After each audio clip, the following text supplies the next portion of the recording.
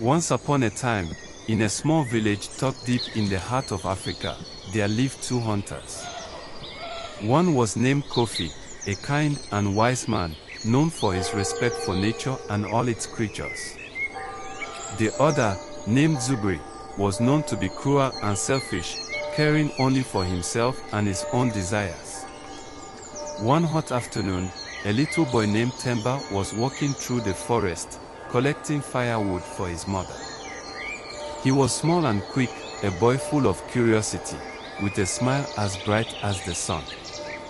But today, his journey would take a dark turn. As he walked deeper into the woods, he heard a terrifying growl behind him. Turning around, he saw a large, angry lion, its eyes glowing with hunger. The lion, a creature Temba had once thought of as a majestic king of the forest, now seemed like a terrifying beast, its teeth sharp and its claws ready to strike. Fear flooded Temba's heart, and he ran as fast as he could, but the lion was fast, and soon it caught up to him. It knocked him to the ground with one mighty swipe of its paw. Temba's world went dark as he lost consciousness. The last thing he heard was the growl of the lion, ready to finish what it started. Back in the village, the villagers heard the screams of Temba and immediately sent for Kofi, the good hunter, to rescue the boy. Kofi, with his sharp eyes and steady heart, knew exactly what to do. He grabbed his bow and arrows and headed into the forest, determined to save the child. Meanwhile, Zuberi, the wicked hunter, overheard the village elders talking about the boy's peril. Unlike Kofi, he wasn't driven by kindness or a sense of duty. He saw it as an opportunity to show off his strength, to claim glory. He grabbed his spear and set off after Kofi, eager to be the one to kill the lion. The sun was starting to set as Kofi and Zuberi entered the dense forest. Kofi moved silently, his senses sharp, while Zuberi stomped through the underbrush, making loud noises. Kofi shook his head but pressed on, following the sound of Temba's cries. After a long search, Kofi finally found the boy, barely conscious, lying under a tree with the lion standing over him. Kofi knew he had little time.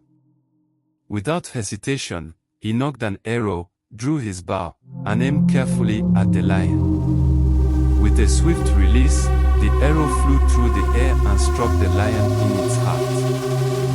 The mighty beast let out a final roar before collapsing. Zuberi, arriving just moments too late, saw the lion fall and Kofi standing tall over the boy. His pride and greed flared up in anger. "That lion was mine to kill," he shouted, his eyes burning with jealousy. But Kofi didn't respond. He knelt beside Temba, checking for injuries. "You're safe now, young one," Kofi whispered, his voice gentle. "The lion won't hurt you again." Temba's eyes fluttered open, and he saw Kofi's kind face smiling down at him. Relief washed over him, and he began to cry, not from fear, but from the overwhelming sense of safety and care. Kofi helped the boy to his feet, gently supporting him as they walked back to the village. Zuberi, watching from a distance, realized the truth. He had been focused on his own glory and pride, while Kofi had saved a life, not for fame or reward, but because it was the right thing to do. His heart sank as he understood that true strength lies not in the size of the spear, but in the kindness of one's action. As Kofi, Temba, and the villagers returned to the village, the people celebrated. Temba's mother cried tears of joy, holding her son tightly. The village gathered to thank Kofi for his bravery and wisdom, and even Zuberi, although filled with regret, knew that he would never forget the lesson he had learned that day.